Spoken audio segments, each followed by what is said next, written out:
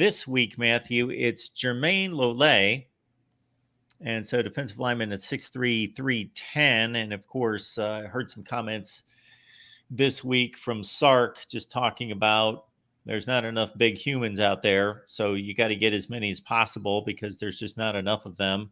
And of course, this was the tough spot, of course, from the NFL draft losses of Murphy and Sweat.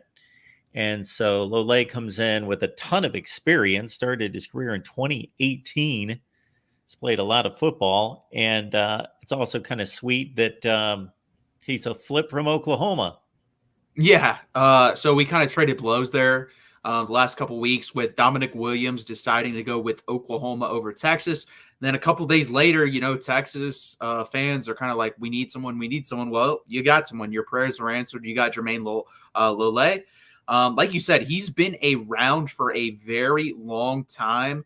18, he played a lot of games. 10, 19, he played 13 games. Now, this is where the questions do come into play, Mark.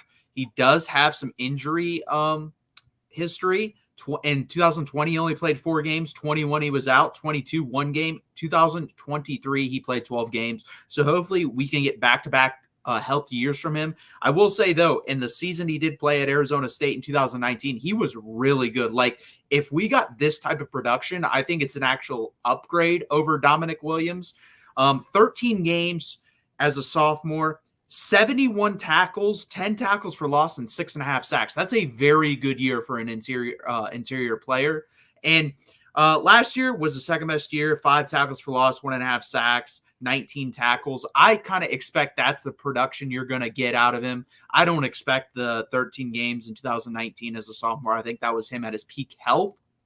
But again, it's another big body, another good rotation player. I think you're basically stacking B-, C+ players on top of each other at this point. You have Tia Sevilla coming in really early from Arizona. You have Bill Norton coming in a little bit later from Arizona. And then you add Jermayne Lole coming in from Oklahoma, Louisville, Arizona State, wherever you want to call it in this day and age of the transfer portal. He played at 2 of the places, had a quick stop at Oklahoma.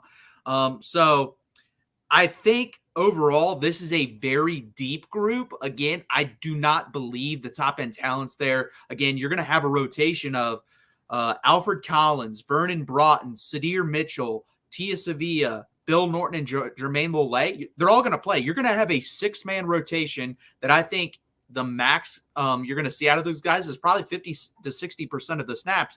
And then the other guys will pick up the scraps.